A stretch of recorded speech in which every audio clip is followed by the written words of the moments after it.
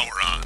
Hey, if you have a project that needs reliable cryptocurrency data, check out blocktap.io. Blocktap.io is a universal cryptocurrency API.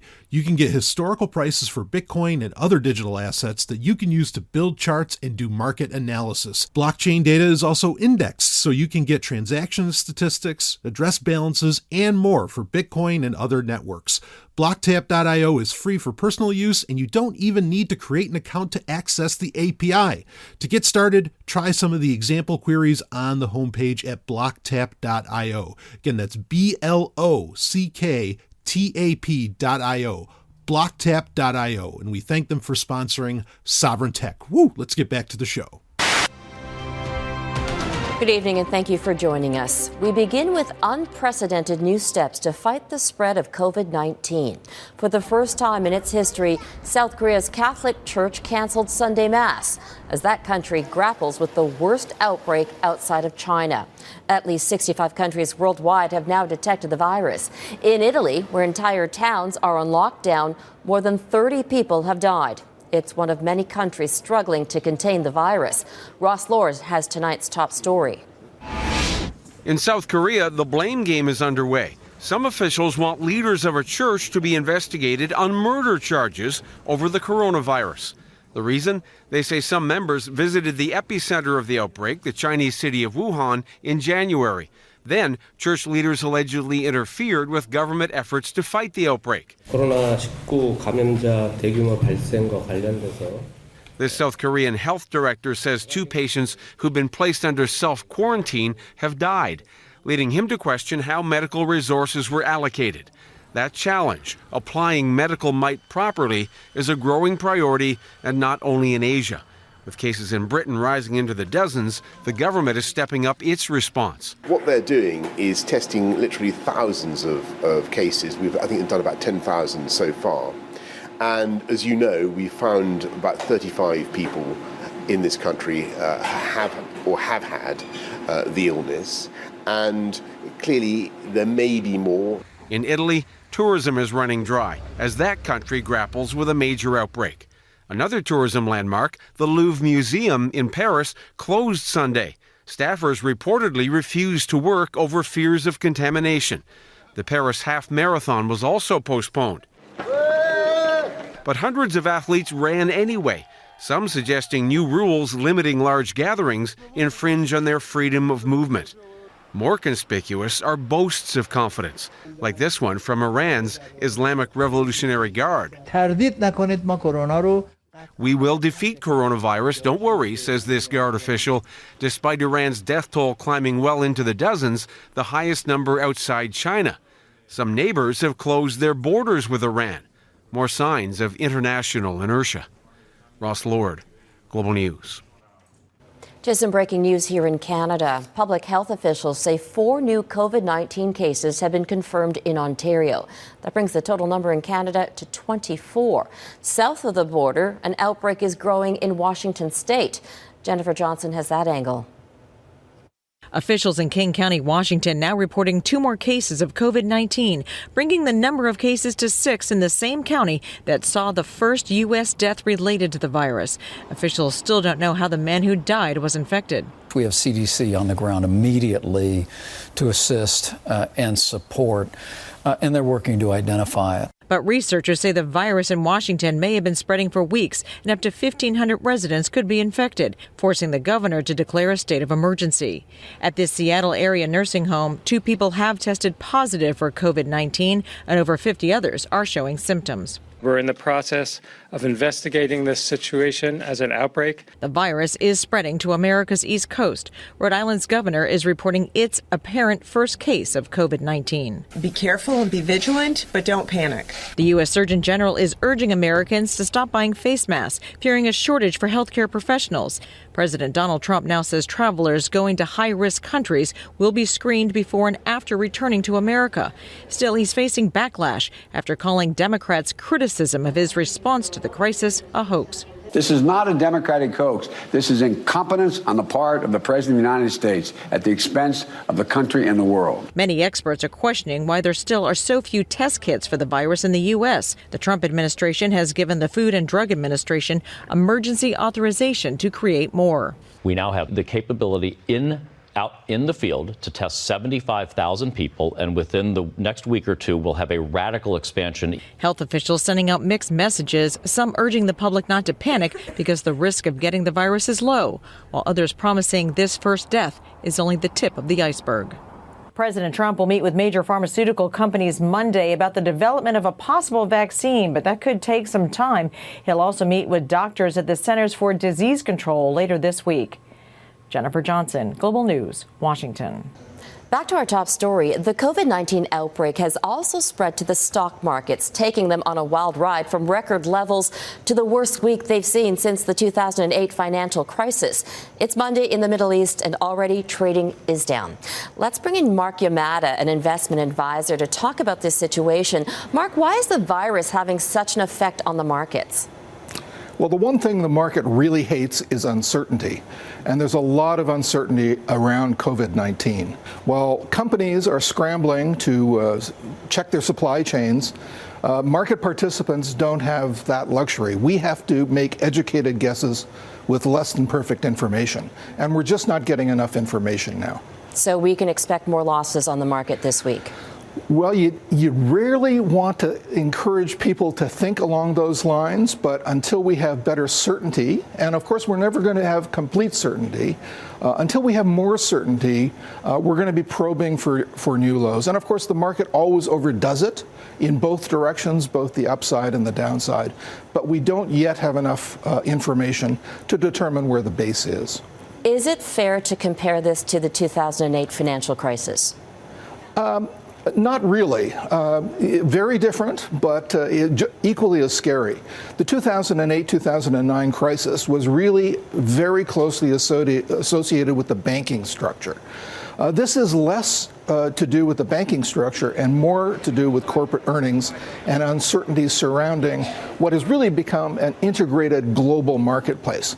We depend on China for an amazing amount of certain elements of our goods. 80%, for example, of pharmaceutical inputs come from this particular area in Hubei, and we just don't know how things are going to change in terms of inventories. Could this have an impact on the next interest rate announcement?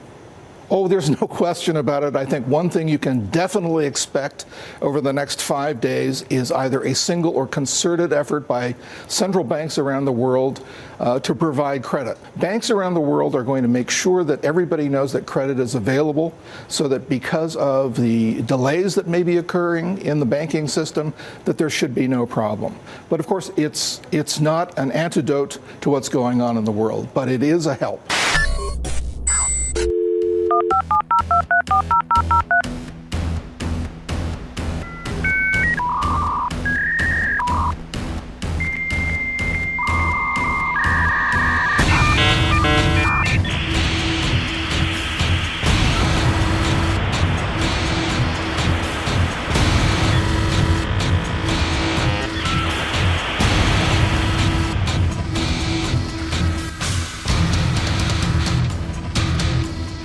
Accessing historical database.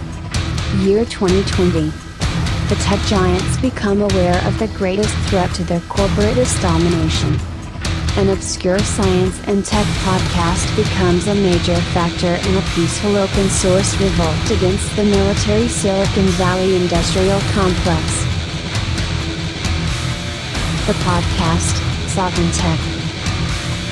Its host, Dr. Brian Sovryn.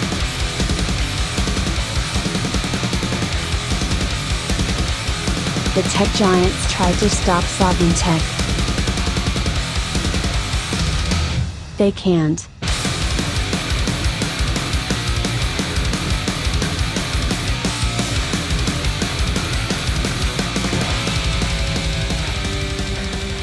Woo! If you've got the match, I've got the gas, baby. Wait, what does that mean? That could come off weird. It is the man of tomorrow, Savzu, the rated R radio star, ready to get into some Sovryn Tech this week. And we actually have kind of a special Sovryn Tech, one by request, actually out of the Sovryn Tech Telegram group. Of course, you can find the link for that in the show notes. You can find it in the show notes everywhere. So you can't miss it. It's at the top, it's at the bottom, it's in the middle. There's no way you can miss it. All you got to do is click that link, have Telegram, and you are in, baby. And as I say every week, I mean, the conversations happening in there are second to none, discussed by some of the most brilliant people I've ever known in my life. And I mean that. Man, it is a dynamite group to be a part of. And this question came up I guess over a couple weeks ago, perhaps. And it's relevant to something that, well, as you heard at the top of the show, some of the audio getting played there. What some are, I mean, we don't need to banty about terms of pandemic and epidemic. I mean, you have people that are saying, oh, no, it's not a pandemic. It's an epidemic. Oh, no, it's an epidemic. No, it's pandemic. We don't need to go there. We are talking about nothing less than the coronavirus, which of course really, and what we're going to do, well, okay, let me finish. Of course, really you have to understand there is not just one. I mean, right now there's one concern around one particular coronavirus, that being COVID-19 as it's being called. But coronavirus is basically a family. You know, it's part of SARS relative to SARS. I mean, look, as far as this kind of stuff goes, I'll admit this, okay? We are going to get into a conversation around what this means from a tech angle, and then perhaps some general survivability just in case, okay? Now, I think it's according to the World Health Organization, as we understand it, there is only a 1 to 3% fatality rate or mortality rate with COVID-19, which is what we should really call it. To be particular, and perhaps that's what I'll reference it as throughout this episode. We're going to get into all of that, but I have to admit, okay, that medical knowledge, or at least medical knowledge in this sense. I mean, I know a lot about, basic biology and how that, pertains to fitness.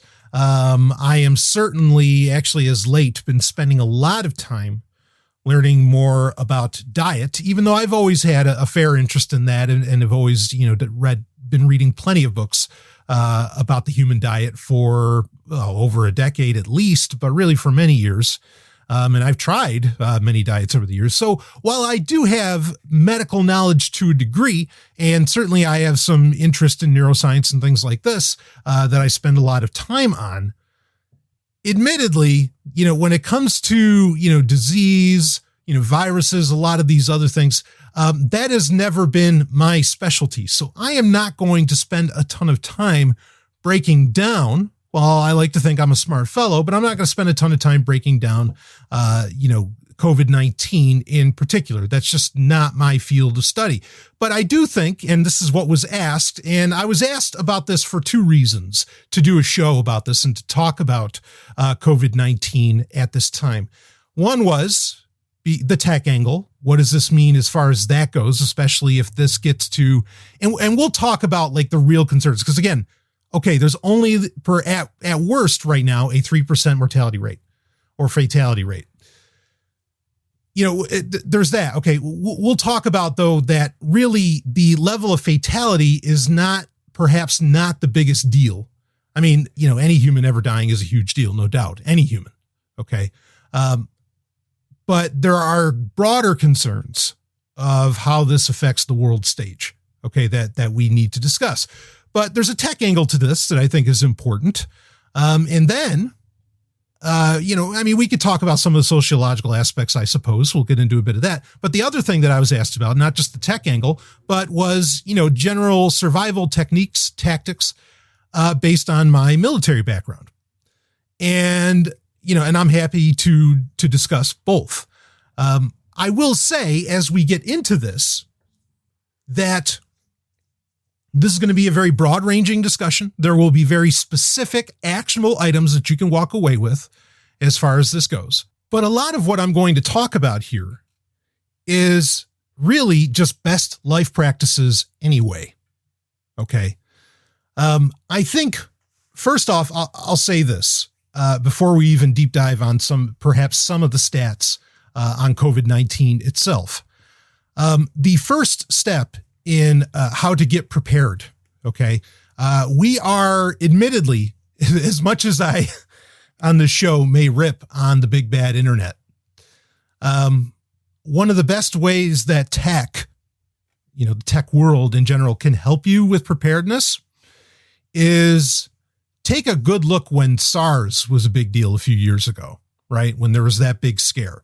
And you had a lot of people that prepped for that, probably in similar ways to how a lot of people are planning to prep or are already prepped for COVID-19.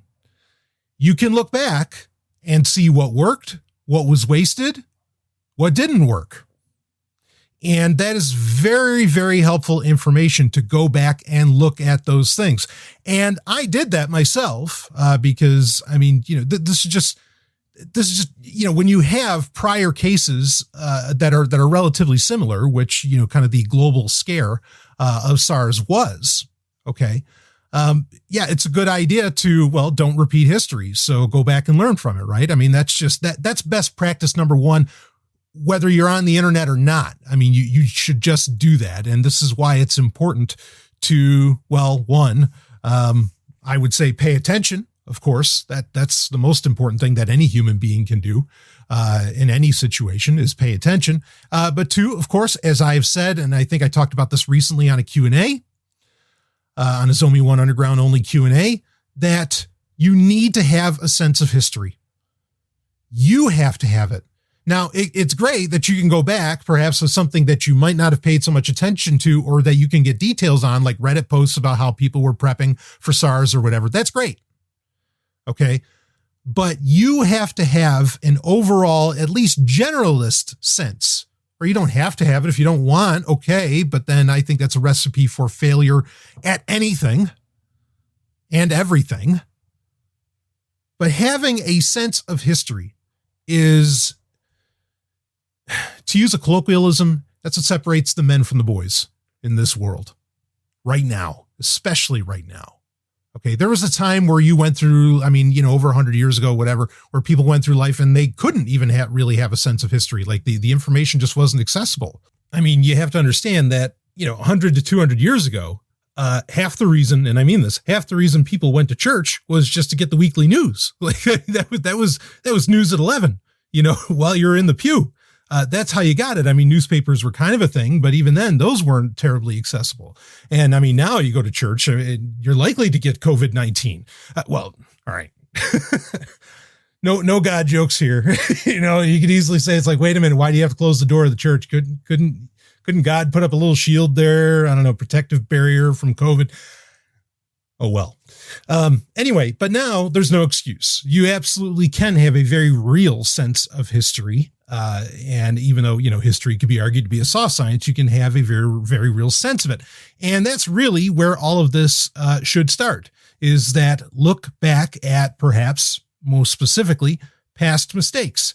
Because I think what a lot of people, as we get into this, again, we're not just going to talk about the tech angle. We are going to talk about a general survival angle.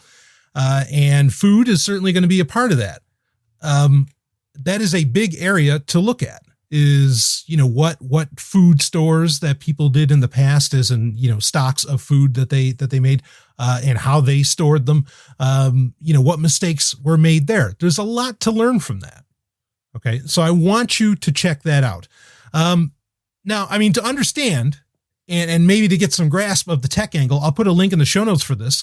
Even MIT, which they have their technology review website, even they posted basically a blog post, or an editorial piece about prepping for COVID-19. MIT did. Now, we did just have, I want to say Sunday, or maybe it was Monday. I know it was yesterday. It was Monday. I guess that's March 2nd. Is that right? Yeah. Okay. Monday, March 2nd, there was the first reported case in Boston. I think the case in Boston was reported earlier, but where I live, of course, in the Silicon Milliard of New Hampshire, the first case in New Hampshire was reported as of yesterday, and I'm pretty sure it came from Boston. In fact, because it's funny, if you read the MIT article, they basically say that, why am I worried about this in Boston? Because it's going to happen here sooner or later. Well, guess what? It has. And I guess to get some perspective, let's hit that. And by the way, the article, as far as like what it recommends, I mean, it's more an editorial piece. I don't think that it really gives great advice as far as prepping goes. That's my opinion on the matter. And we're going to, again, I want to give you some numbers here.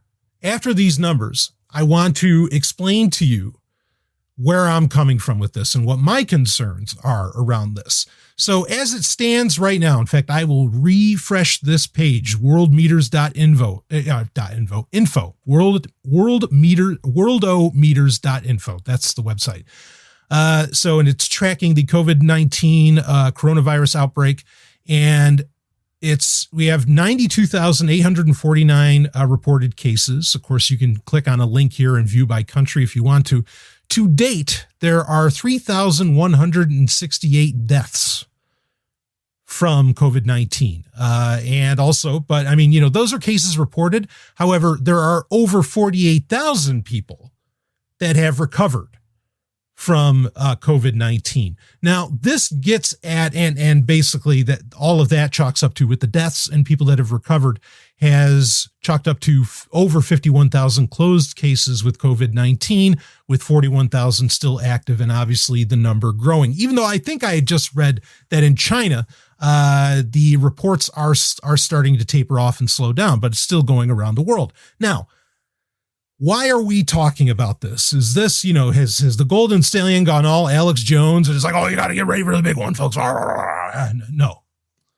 Stop. No. I think it's accurate that COVID-19, the fatality rate of it is exceptionally low. That doesn't mean it shouldn't be taken seriously. Again, any human death is a tragedy, and for whatever reason, okay? But it is important to really keep in mind that while it may not be something that can kill you, clearly the demographic that is the most affected by this, is the elderly, and I say that with respect. I have retirees in my listenership, so, but the concern here, I think, for a lot of people isn't even as much and this is going to speak to a couple things, but it isn't even as much the fatality possibilities, okay, or the mortality issues here. More so for a lot of people, I think, are the economic concerns, because what has been happening, at least in China and in other countries, are straight up quarantines, entire apartment complexes, as I understand it. And, sometimes you got to wonder about this information, but I mean, just based on some things that I've seen reported here and there, you have entire apartment complexes that are getting locked up. People can't leave their own apartment, whether they're infected or not. You have quarantine going on for often 14 days at a shot. You have businesses shutting down. You have some businesses, I think, that are are pretty smart about it. And they're actually, I think Logmein, who of course operates LastPass, this got shared in the Telegram group recently for Sovryn Tech, that Logmein, they are making available tools so that their workers can more easily work remotely. They are making, software and whatever, and they're giving them access to all the software for free. So that way, again, they could just stay home but keep the gears turning, right? Keep the widgets coming out. And so there's some companies that are adapting very well to that. Now, that's not, and I know also in my listenership, I know I have a ton of digital nomads, and special message to you. Well, it's actually not a special message, but message to you. A lot of what I'm talking about here are good practices for digital nomads as well. So, you can take that for what you will. But I mean, and actually digital nomads, if you're traveling a lot, I mean, I'll admit it. I'm not worried about about dying if I do happen to be infected with COVID-19. I'll explain parts of why I'm not that worried about that. But I'd rather not travel right now. And I'm glad that my travel, I got it done earlier in the month and I'm set. It does take, understand, it takes anywhere from a couple days to a couple weeks for you to see symptoms of being infected with COVID-19. And of course, this is past, what do they say, like respiratory droplets, right?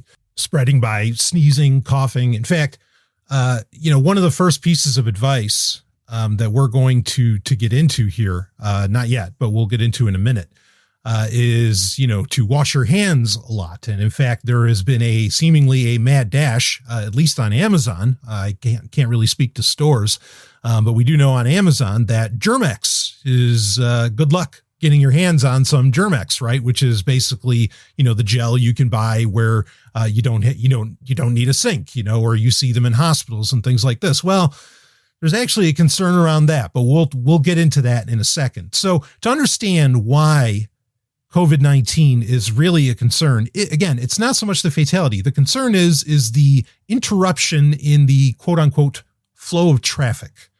Okay. Meaning the economy is getting hit by this. And you've already probably seen a million different reports about the matter. I mean, I even saw in gaming news that Nintendo was saying, there's actually going to be distribution delays on the Nintendo Switch because of COVID-19. I mean, that's how serious it is.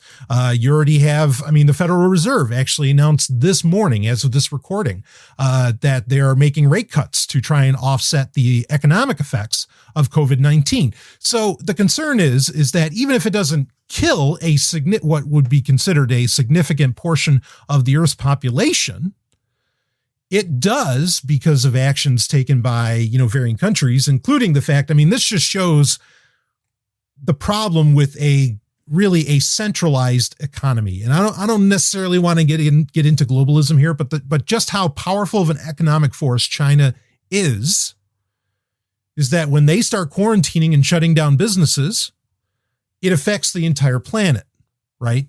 And we might revisit that subject later on in this episode, but the economic holdups, people as this does grow in concern, the mob never, the mob is the individual is intelligent. The mob is a moron, right? That's the old saying. The mob is going to be, they might go out and do mad dashes for kind of like when you hear there's a snowstorm coming, right? Everybody goes out and buys bread and milk. Nobody knows why they're buying bread and milk, but they go out and do it. And so, you might have the mob go out and I don't mean the sharp dressed men, but the mob is going to go out and buy a bunch of food. And then you go to the store and maybe food prices skyrocket because of this, whatever. What does it have to do with the price of rice, right? You go down the fucking list. Okay, so there are genuine, whether or not this is going to, because I know that's what most people are saying. It's like, well, but it only kills a few people. Yeah, but you're only looking at that aspect of how COVID-19 is affecting civilization. You're only looking at, does it kill people? You are not looking at, wait, what does that do to the economy? And so on. And again, keep in mind, the mob, groupthink, it's not rational, right? And we know, study after study, situation after situation, just how people will act based upon perception. Most people won't, the average person, especially when they go on, speaking of going online to look for info, won't go past a headline, and they are just going to really react, based on very little information. And also most people, frankly, aren't really well educated on how to handle these kinds of situations. In China, and in other parts of the world, there's places where this kind of stuff, people see this almost as order of the day, where you see them wearing something we'll talk about also later on. They're wearing face masks all the time, right? Now, part of that has to do with, industrialization or extreme industrialization, dust and smog, all other kinds of crap. It's not just matters of disease, but that they're, some places get this, others don't, and certainly the United States in many ways has been fortunate in that it has, in fact, I think one of the reasons the United States has been able to, dare I say, medically prosper up until now, really, is because everything's so spread out here. Most of other parts of the world, or many other parts of the world, everybody's right on fucking top of each other. As to where we're very spread out, we usually have lots of space. Americans, people in the United States, are often very used to, just like having, lots and lots of space around them in their home, in their apartment, even whatever, where that's not the case in other parts of the world. Okay. And so they're a little more used to this, and not to say that they even necessarily handle them right or handle those situations the best. We could certainly go down lists of that, but regardless, I say all of this to suggest that there are ramifications of COVID-19 that go, and why you may want to be prepared for it, that go beyond whether or not you're going to live or die due to being infected. Okay. The other part that I think is very important to bring up is that there's, with viruses, there's always, as with much of life, there's always the chance for mutation. What at some point is a simple part of the, coronavirus family could become something far more deadly. And I think we need to be intellectually honest in admitting that that is always a possibility, and that's why it's always a good idea to be prepared with these things. So even if you're the type, I'm not worried about this, this isn't going to kill me, blah, blah, blah, blah, blah. Okay. And that's fine. And I know where you're coming from.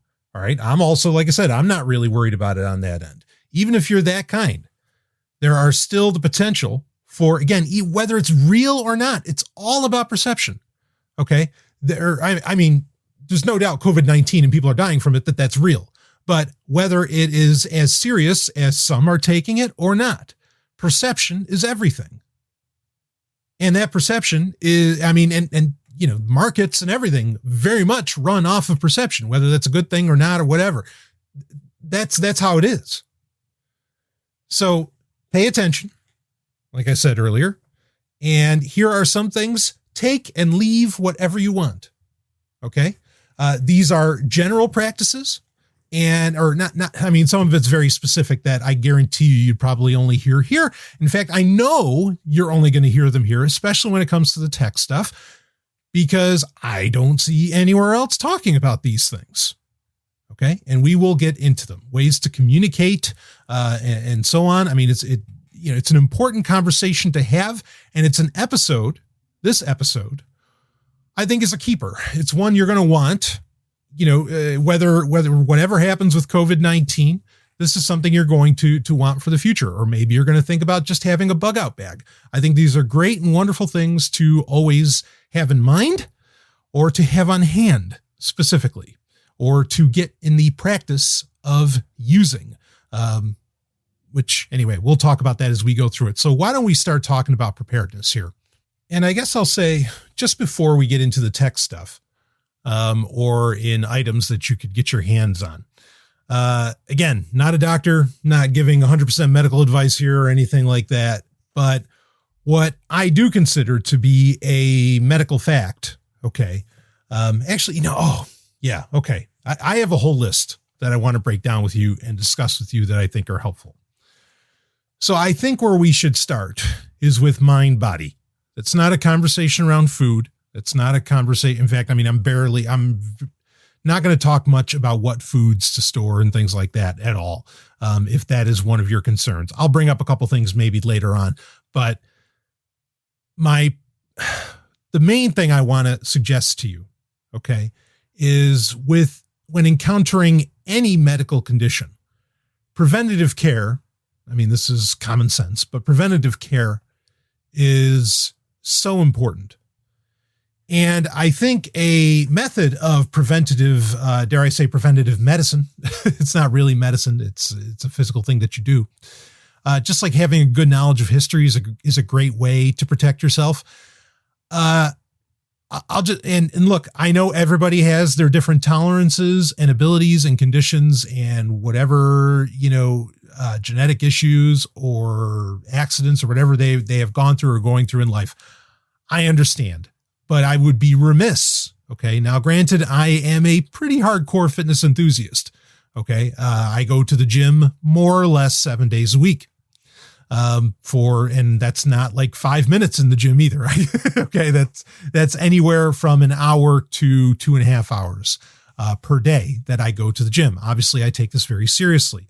Now, there are many reasons that I go to the gym. Yes, I want to look very good naked.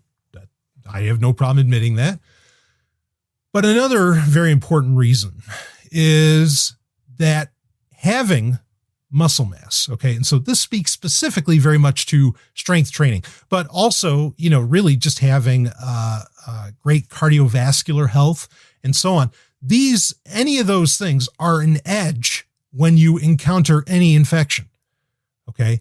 The more your body has to draw from, okay, be it your, muscular development, whatever, the more strength, the more energy, the more power it has to draw from your physical body, the better your chances are to survive any infection.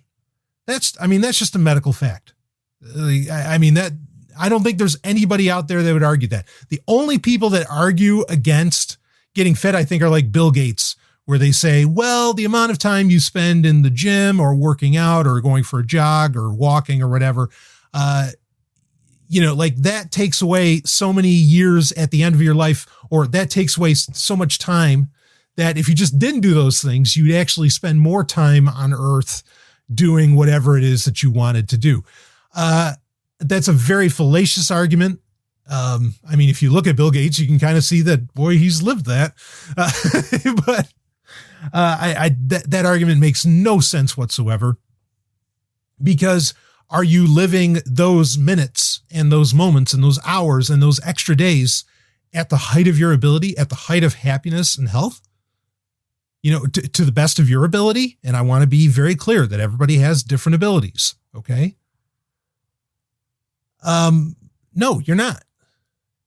And I really get annoyed by those kinds of arguments. There's even people who make those kind of arguments about smoking. It's like, yeah, well, smoking takes 7 minutes off your life with every cigarette, but then there's little years at the end. And so why do I care?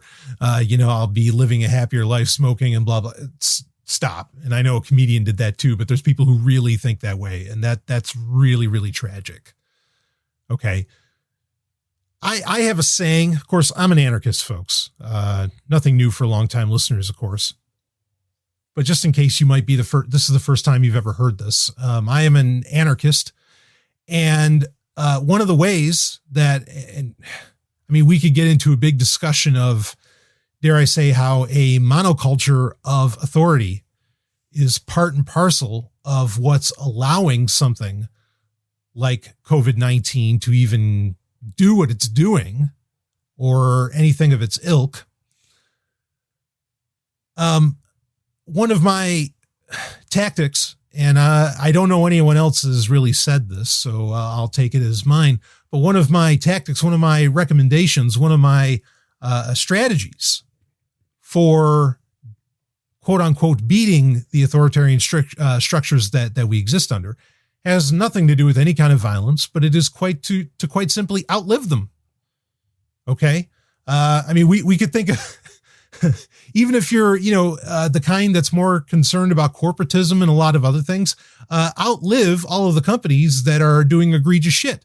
Outlive the armies, the governments, whatever, that are doing egregious shit. And you can. America is unique in that it has a government that has lasted for so long. Granted, I would argue that even though it's still using the Constitution, that goddamn piece of paper, as it were, has been completely marred and means something completely different than it ever did today in a very real way. So yeah, governments change all the time. I would argue even in the United States, even if, people want to say, oh, this republic has stood for blah, blah. No. Because, you look at some presidents from, 100, 200 years ago, they would look at, at the legal framework of today, and they would be begging for King George to come back. Really. So these things come and go.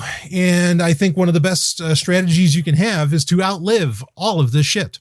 And the way you outlive it, okay, is not by jacking in robotic parts, unless you lost a leg or something. And certainly I've had friends that have done that. But not by injecting robot parts in you or cybernetic devices or whatever, or staring at your smartphone. The way you do that is by being as healthy as you can. I'm being very particular on that. I don't expect everybody to walk around like a bunch of Schwarzeneggers, okay? As you can. That will get you through COVID. That will help get you through COVID-19. No guarantees in life. It'll help you get through all kinds of bullshit. It will keep you out of your concern. I mean, this is another concern, right?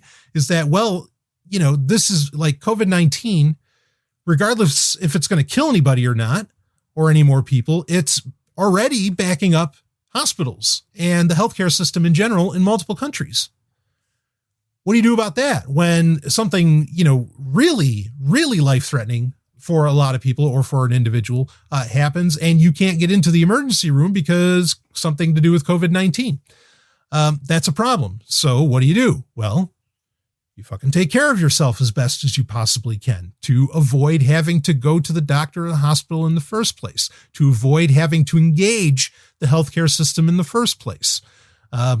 I mean, this is a big conversation that we could have and probably should have, even though I've already had it to some degree many times on the show. But I just want to put that out there, that really one of the best things that anybody could do right now is, you know, ahead of the game, is just get fit and start now. Even if you think, well, shit, yeah, but I'm not fit now, so, you know, COVID-19 is going to get me or something like that.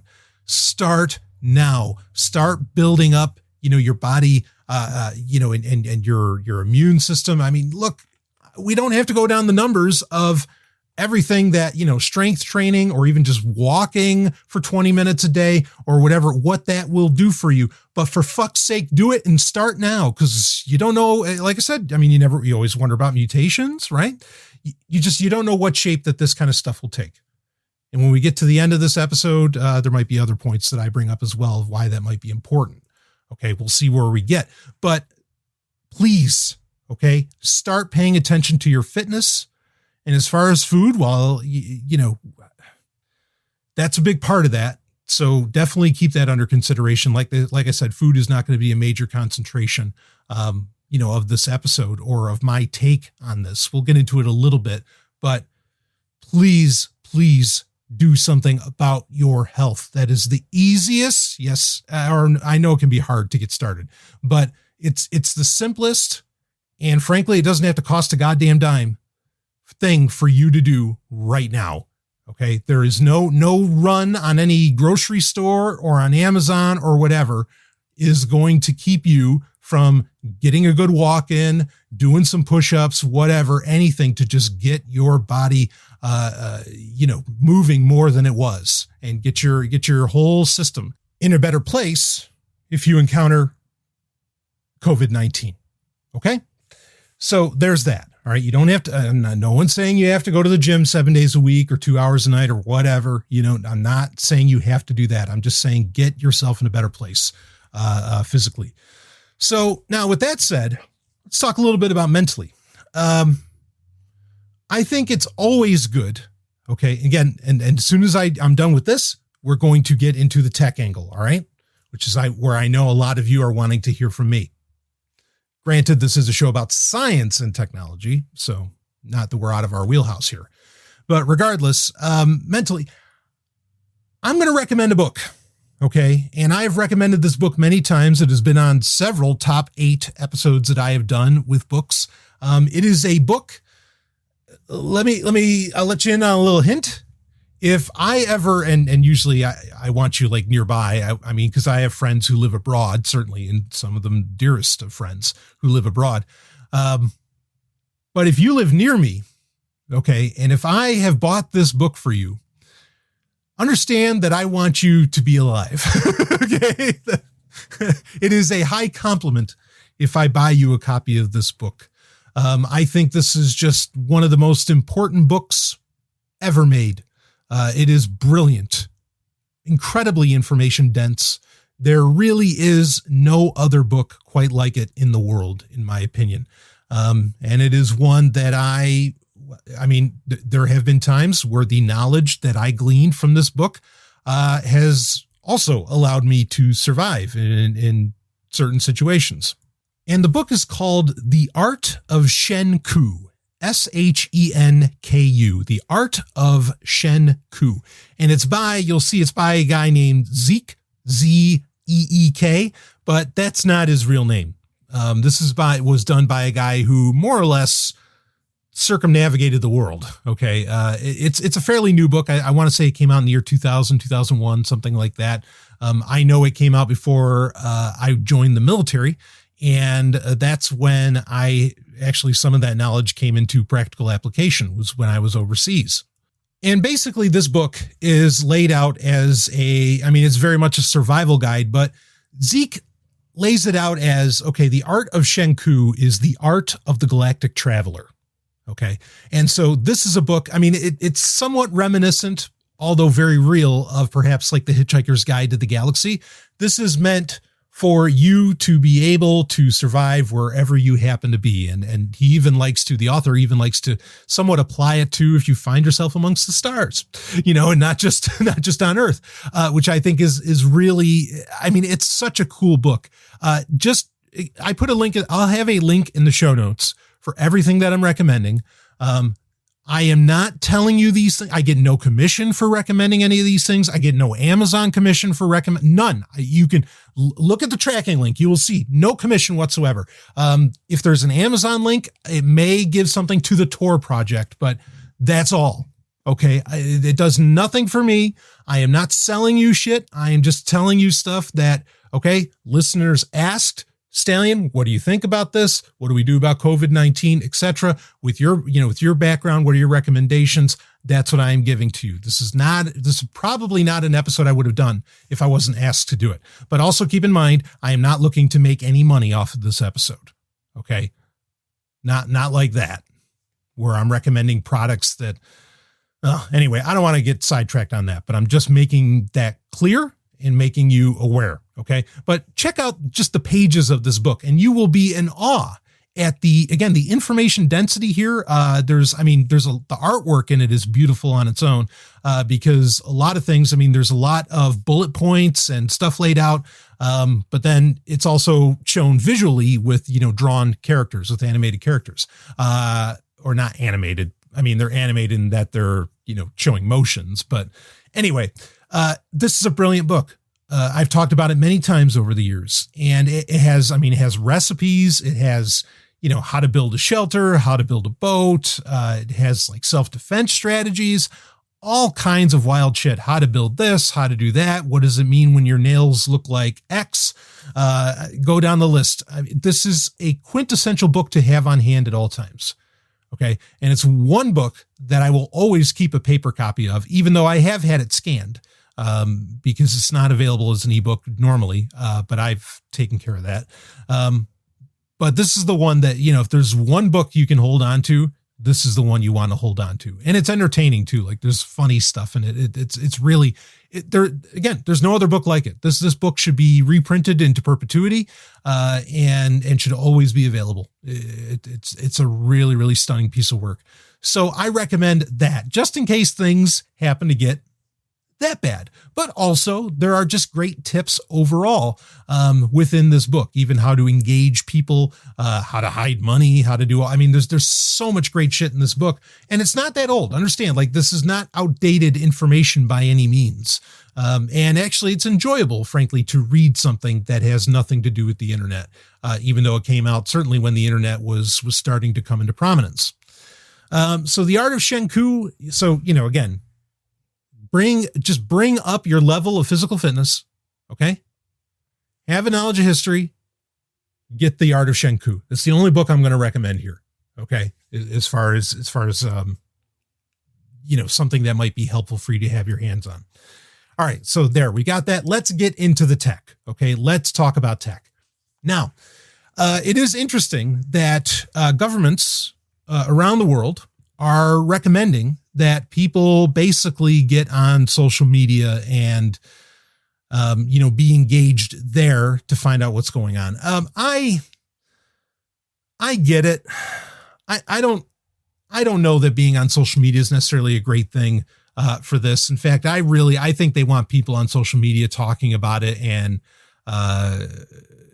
announcing things, and perhaps even talking about when, like, even Woz, I think, came out and said, "Oh, my daughter has COVID-19 and, and so on." Understand that a lot of medical data is extracted, as well as, should I say, medical trends, or even infectious trends and so on, are tracked on Facebook, Twitter, go down Instagram, I'm sure as well, go down the list of them, as much as in any other way. I mean, as much as any other data. And I kind of feel like that's what they want here. And I suppose a case could be made that that's a good thing. I suppose a case could be made that, having access to local warnings from the local organization's Facebook page or something could be a helpful thing, and to get notifications about that. I guess I could see all of those things. I think, if the concern is health, right, is our health, I think social media, bar none, across the board, is just straight up unhealthy. Straight up. And there are other ways to get information if you need it. Okay. I mean, that's like saying, no, here, stop smoking, but here, have a drink. It's like, wait, yeah, I don't know. There's the conspiratorial part of my mind that's just like, oh boy, don't let any crisis go to waste. And this is just to get people, more entrenched, in systems that allow them to be tracked even more. And anyway, whatever, maybe you'll find that useful. And there's certainly ways that you could go about spoofing, whose account, your account, and being able to keep track of the stuff. But I think that actually defeats the purpose, right? If you're have a spoofed account, but then you're kind of engaging there to be part of like a community watch of some kind for these sorts of concerns, it just doesn't make sense. Something that's interesting, I think that now you can't save the world, right?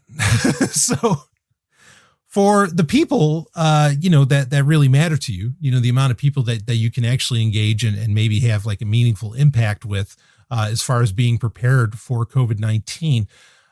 Something that's somewhat popular that I'm kind of amazed isn't getting talked about more and doesn't seem to have taken off more.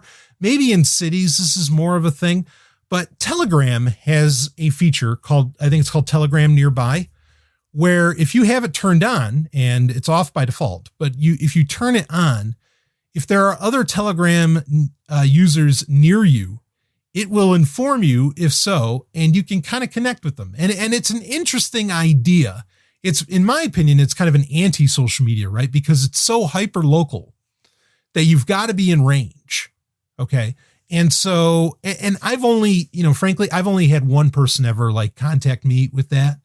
And I leave mine on just out of curiosity, if somebody comes up. And that it's kind of sad. And I'd love to know the metrics of how many people like are connecting with this. And I could see it being very useful at conferences and everything. But I don't think social media is the answer, but I think, maybe organizing to some degree with a group, say on Telegram, I think would be a good idea. Now, let's be clear here. I think there are a lot of people who are expecting or who anticipate perhaps that, what if there is a mutation? What if COVID-19 does a whole lot more damage than anybody's really anticipating? What if stuff starts shutting down? What do we do then? Right.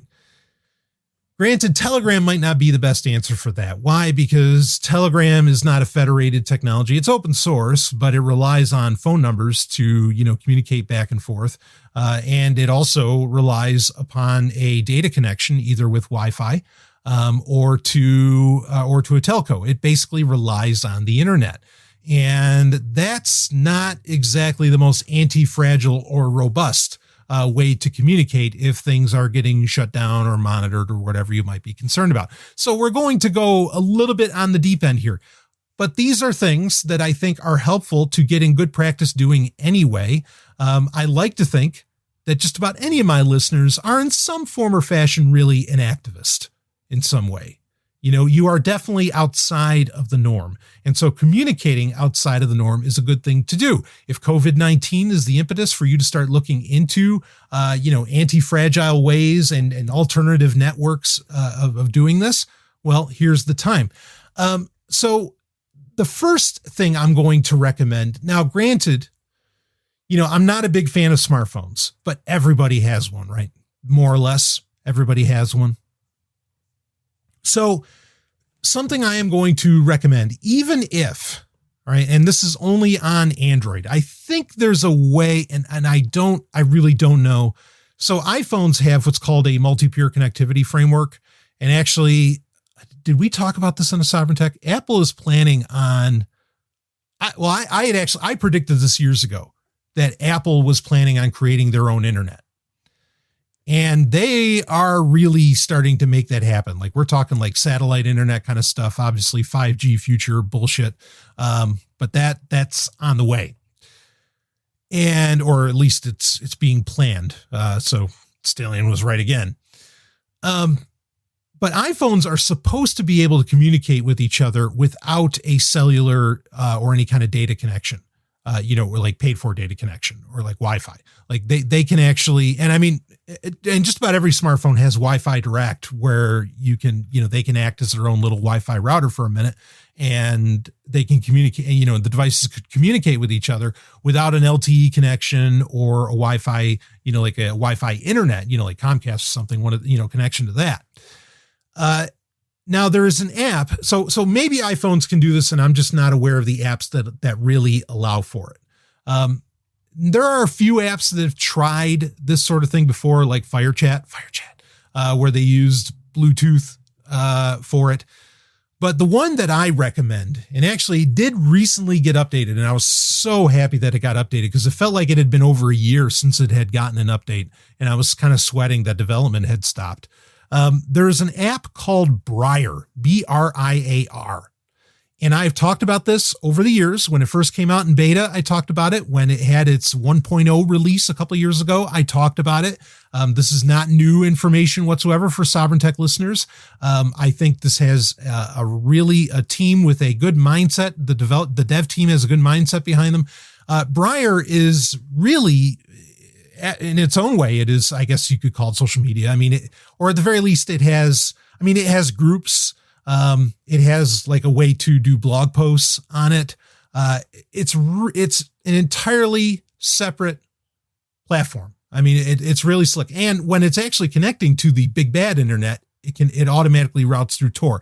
Now, as far as I know, that's only available on Android. So this might be a good impetus for you to get your hands on an Android phone if you don't. Now, here's the rub. To do these sorts of things, okay, to do the things that I am about to describe for you, okay, does not require a Samsung Galaxy S20 up my ass, whatever the fuck the new phones are, and who gives two fucking shits. I mean, they're nice shined up turds you could cram up somebody's ass, but you could use an old phone that you could probably get for $40-50, or hell, somebody might just have a phone laying around that they don't use anymore because they just got their brand new iPhone 27 that, like actually tracks your poop. I don't know. But these things are crazy. And they just happen to have an Android phone laying around, like a little Moto E4 or something that, yeah, sure, here, you can have it. Or, hey, yeah, buy me dinner and I'll give you this phone. Whatever. Like it's crazy, the idea that you can't get your hands on an Android device somewhere now, like practically for free, if not completely for free. All right. You don't need anything special on it. The Briar app is also available in F-Droid. It's not just on the Google Play Store, so you don't even have to have a fucking Google account. How about that? All right. Briar, what makes Briar special, granted there is, all right. So all information, the entire chat, it's all end-to-end encrypted. Okay. That's good. It's good encryption. When it does connect to the big bad internet, it uses Tor, but we're not talking about the big bad internet here. We're talking about a local group communicating with each other in a potentially disastrous or some degree of disaster scenario where, again, the quote unquote flow of traffic is being disrupted. Okay. And you want to keep on communicating as you do. So the Briar app, certainly within a very local situation, can use Wi-Fi Direct, Bluetooth, and it can connect. It does not need a data connection to, a major telco or to an ISP of any kind. It can work completely independently just between phones. Now, unfortunately, It is, well, that depends how you think about that. Some might find it fortunately, but the range of the Briar app, when it's only using Bluetooth and Wi-Fi Direct, is fairly limited. And certainly those radio signals, both Wi-Fi Direct and Bluetooth, don't, especially what's in a phone, don't do the best job within, shall we say, congested terrain. Okay. As in, you could have a hard time even using it around a Walmart. Okay. Just because of, granted, those are like metal shelving and everything, but you get my point, is that it is somewhat limited in how that operates. Now, the idea that the Briar app can bounce off of other, people using the Briar app, that gets kind of interesting, and it can update automatically with the internet. So whatever's going on could get updated based around, because everything with the Briar app's being done client side and just shared, between the app, whoever has shared keys, which that's going to get into another limitation. We'll talk about that in a second, which is, in my opinion, it's a limitation, but it's a welcome one compared to other messaging apps, including Telegram or Signal. But basically anybody that has your key, like, when the, more or less, when everything gets shared at that point, now, there's no back history that you get access to. That's another thing. Signal's the same way, right? Like, unless you make a backup of your Signal messages, they don't transfer for each new install of the Signal app. Okay. That's true there's no real server storage going on here. Okay. With the Briar app. But again, in certain circles, in certain ways, certainly with activists, but in a survival situation, I don't know that this is so much of a good thing, but regardless, or, in a more preparedness situation, I don't know if it's such a good thing. But regardless, there's a lot of ways where this is advantageous with the Briar app. Okay. And again, you can do blog posts, you can do groups, you can do, things akin to bulletin board systems. You can do all kinds of wild shit with it. It's a very full featured app, and I like it a lot. Now, why don't, if the Briar app has so many great features, why don't I use that, say, for a Sovryn Tech group? That's because the Briar app, while it certainly can work over vast distances, right? Because it can connect to the big bad internet or to telcos and send data over that. It requires you, and yeah, there's ways you could do this with a camera, but then that kind of eliminates the privacy aspect of it, because what are you going to do it on Skype or something or whatever? Okay. You have the person to exchange keys. You've got to use the camera on your device and scan a QR code. But you both kind of have to scan a QR code and hold the app over each other, more or less. And it's most convenient. And the concept, I think, really is to have the person that you are going to communicate with on Briar right in front of you. Okay. It's just like an old fashioned key party for PGP keys. It's the same concept. I think that's a good thing. And certainly if you're just dealing locally, as far as preparedness goes, this is a way to do it. And it's now here's the other rub. Okay. So there's that. All right. It really incentivizes you to have a person in front of you. Otherwise you'd have to use video chat of some kind on your, on a PC to try and share the keys. And even then, I don't know how well that would work. But it will drain the fuck out of your battery. It really, really will. And that's, it'll drain it hard. One of the most draining apps I've used. I don't know if there's a way to really, make that work any better based on the way that it works. It's just, it's like RetroShare, right? Like RetroShare is such a great internet alternative. In fact, that RetroShare could get interesting because if you had a local area network, basically RetroShare is your entire internet in one piece of software, and it's all encrypted, but it'd have to be on a local area network. RetroShare can work over the internet as we know it, but on a LAN, it functions that way as well. RetroShare is really it's the Briar to the laptop, right? Yes, you can run Briar on a Chromebook, by the way, but a Chromebook usually doesn't have, no, some Chromebooks, I suppose, would have Wi-Fi Direct and Bluetooth, but I'm not sure that the Play Store would have permission for all of those to use the Briar app in that way. But the Briar app does work very well on a Chromebook when just accessing the internet standard. Okay. So anyway, those are some options as far as that goes. Oh, what I was going to say about RetroShare. Like, RetroShare is the internet that I want. The problem is, for a lot of people, is that they don't just, RetroShare will kill. Like, if you have a laptop that usually gets, you have one of those all-day laptops, right? That'll get 12 hours easy. Okay. If you're running RetroShare all the time, which is how most people want to access the internet, is have it sort of always available and ready to chat and message and everything, right? It'll take a 12-hour running battery and we'll drop it to about 1.5 hours. I mean, RetroShare will just kill your laptop battery in no time.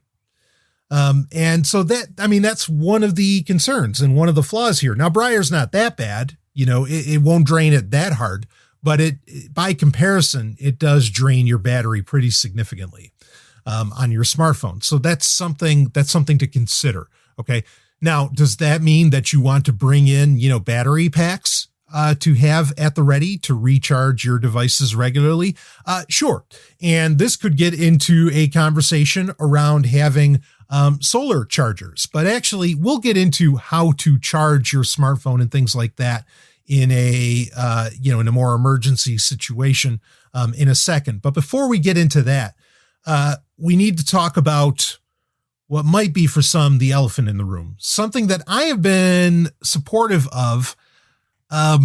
Admittedly, there's some proprietary technology and encryption involved with this. Okay. But GoTenna has been around for a few years. It was originally a Kickstarter, I want to say 6 or 7 years ago. It ended up being successful. They finally did release a product.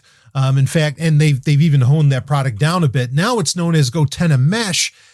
And this is where things get a little weird, okay? Because GoTenna does a lot more than just GoTenna Mesh. So when GoTenna started, the idea was, if you're out hiking, and you don't have cell signal, which actually I've gone hiking plenty of places now, and it seems like everywhere there's still some kind of cell signal. But I imagine there's places where it's not. Regardless, GoTenna is a little antenna, okay, that will communicate with your smartphone. You install the GoTenna app that's in the Play Store or in the iOS App Store, and that's the only places you can get it. I'm fairly certain, unless somebody made some kind of like open source app for this, and I don't know that they would have necessarily been able to. There's nothing in F-Droid for this, so you're going to have to get it out of the Google Play Store. Keep that in mind. But you have to use the GoTenna app, but it will be this little device, and the battery on a GoTenna antenna, which is smaller than your smartphone. It's like half the size of your smartphone, okay? And it comes with a little like rubber strap on it, so you can put it on your backpack or, I don't know, your belt loop, I guess, or whatever. And it will communicate. It uses specific radio frequencies to where it will communicate without a cell tower. And it doesn't use Wi-Fi Direct or Bluetooth to handle the communication, even though it uses Bluetooth itself to communicate with your smartphone between it and the antenna. So you will have one of these GoTenna Mesh antennas, and you buy them in pairs, and then another person will have one. And basically, depending upon what kind of terrain you're dealing with, you'll get anywhere from 0.5 mile to a little over 3 miles of range with this. And the battery on these things generally runs about 30 hours. So you can almost get a couple days worth of battery out of these. Okay. And, they charge by USB, which is kind of nice. We'll explain how this kind of all comes together in the setup that I'm describing. But this is really, calling it GoTenna Mesh hints at exactly what it is. It's a mesh network. And this is more the direction of if, communication systems shut down or whatever, or, you need to communicate. I don't know, if you want to run off to the woods, maybe not a bad idea either, right? If you want to run off to the woods and you want to communicate with people, this is one of the very real ways to go. And it is not, this is not meant to send out like emergency, SOA signals, whatever, anything like that. This is very specifically, meant for communicating with other devices that have, that are connected to a GoTenna Mesh antenna. Now, interestingly, this is a very real mesh network. The more devices you have, so if you're a group of 10 to 12 people, perhaps, then you can, and boy, we could have a conversation around that of like what kind of group can, is the most efficient to survive certain disaster scenarios. But let's just say don't go above 15. There, I'll drop that little nugget. But anyway, the more people that have a Gotenna mesh, if you're all connected to each other, you actually increase the range because you can all bounce off of each other's antennas. If you're, but again, so the more people that have Gotenna mesh antennas, the better operational power that the mesh network has. That's the nature of mesh networks. I mean, that's not really a new concept, but that's how that works. So this is the thing. Now you buy a pair usually runs you about $180. Okay. And again, you could buy a bunch of them and they'll all just, connect with each other. Now, if you're thinking, I'll have a Gotenna mesh antenna and I'll use the Signal app and that'll be really secure. Well, for a couple reasons, no, that's not going to work. One, of course, is that Gotenna does not give a shit about your phone number. All right. So, and Signal uses phone numbers to verify identities. Okay. So that's not going to work. The only apps that really communicate are Gotenna made apps. Okay. Or particularly the Gotenna app. In fact, they even have, and this is so, all right, there's a couple stupid things about Gotenna and I'll talk about them. I'm not saying Gotenna doesn't do great work. They do. And that their technology is needed and brilliant. Okay. I don't necessarily mean to knock them, but if we're talking about the system, as it were, quote unquote, the system has shut down. Like there's a subscription service called the Gotenna Plus app. And it's like, wait, but if the system shut down, like, you can't pay for the Plus app. Like this doesn't make any sense, right? The banks are gone. How, no. So keep that in mind. But there's only very specific features that really work with the Plus version of the app. I just think that's kind of weird that it's subscription based. It'd be fine if it was like a buy it one time and away you go, but it's a subscription service and okay. Anyway, obviously I think they're just trying to sell to hikers, but certainly I think really a lot of their audience isn't even hikers. It is people who are into emergency preparedness. Okay. So I think that's kind of ridiculous. Okay. On that end to have a subscription service for their app, but their app works fine. And the app is what you actually communicate with. Now with the Plus app, like one of the things you can do is I think you can bounce around like SMS. And anyway, that's not necessary. You're going to communicate through the Gotenna app. Now, it's abundantly clear that, and this is the second stupid thing. Like I said earlier, I'm an anarchist. I'm not a fan of law enforcement or the military. And I am speaking as a veteran, by the way, of the U.S. Army. I do not approve of the existence of militaries in any form or fashion. Okay. There is the Gotenna Pro. Actually, there's also the Gotenna Pro X, which the Gotenna Pro per device will sell for about $400 or $500. And I think the Gotenna Pro X sells for closer to $1,000 per device. These are basically the Gotenna mesh on steroids. And they are designed, they are purpose built for militaries and law enforcement to set up their own mesh networks in, whatever, be it hostile communication territory or how, whatever that looks like. Or I think the other reason they're selling these to particularly say to law enforcement is because, and we know that this can be done. This isn't conspiracy theory. This is reported fact.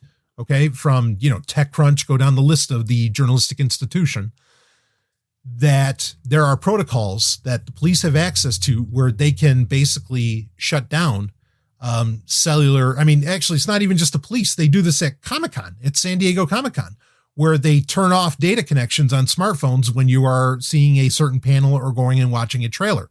And they do that to try and control the information of what you see at Comic-Con and you not sending it to YouTube or whatever. Okay. So this is a popular thing to shut down communications within a certain geographic area with smartphones. If you need to do that, well, maybe the police still need to communicate with each other via smartphone, right? Well, that's where a GoTenna Pro device would come in, because it would be the alternative that would allow you to communicate. This is a very real problem.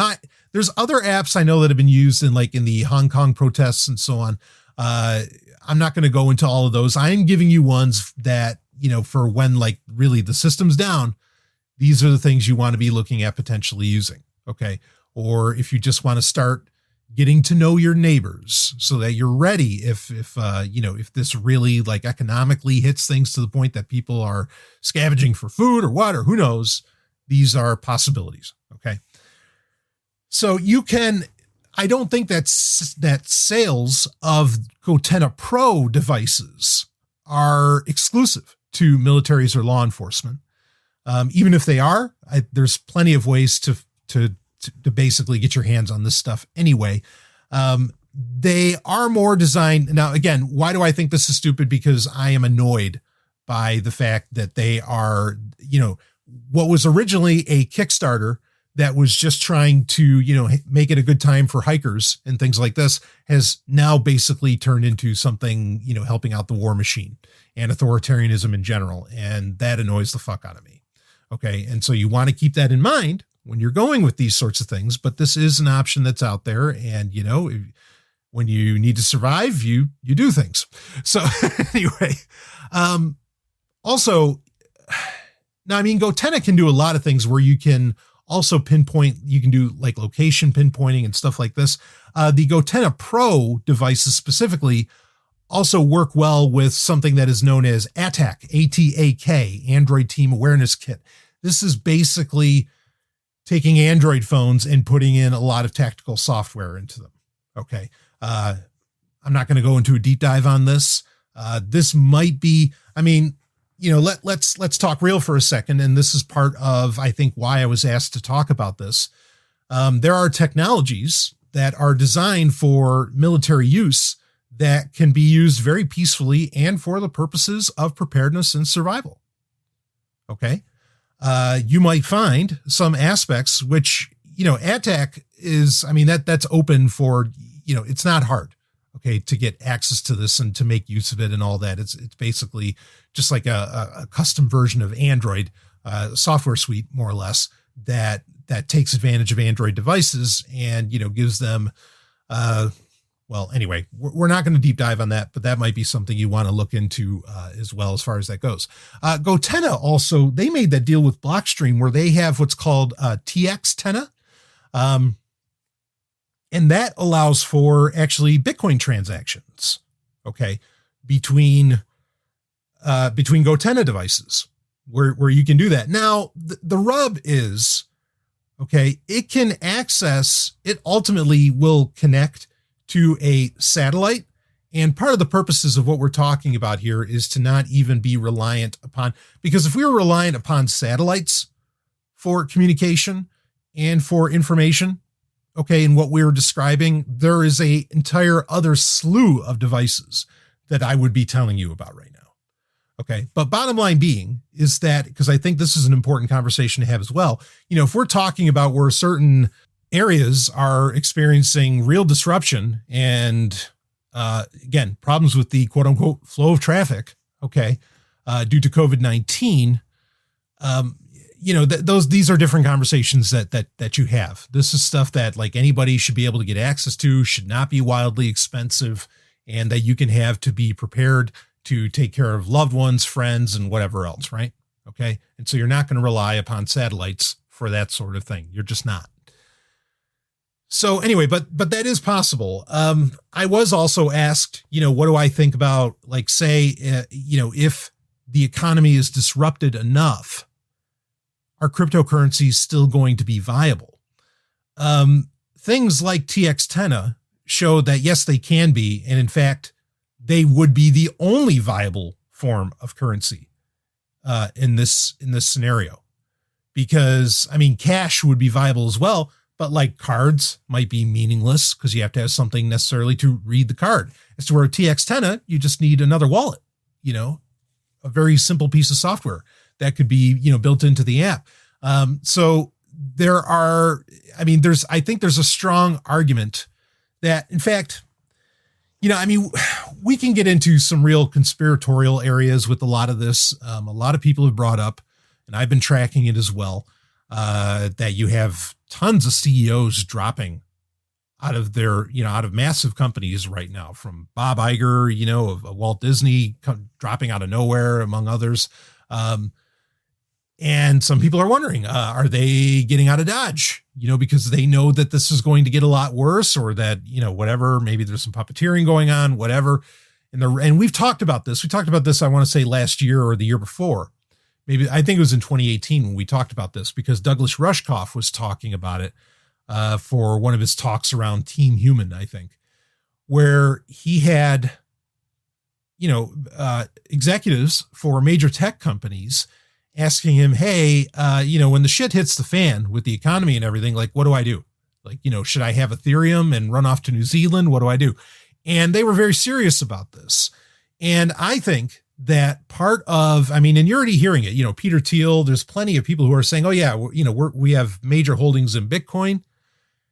And I think it's because they know something that doesn't respect borders, doesn't respect laws, okay, as in doesn't care about them, doesn't need them, doesn't respect any government, but is still very redundant and easily break, the advantage that cryptocurrencies can have over gold is that, you can parse them near infinitely, right?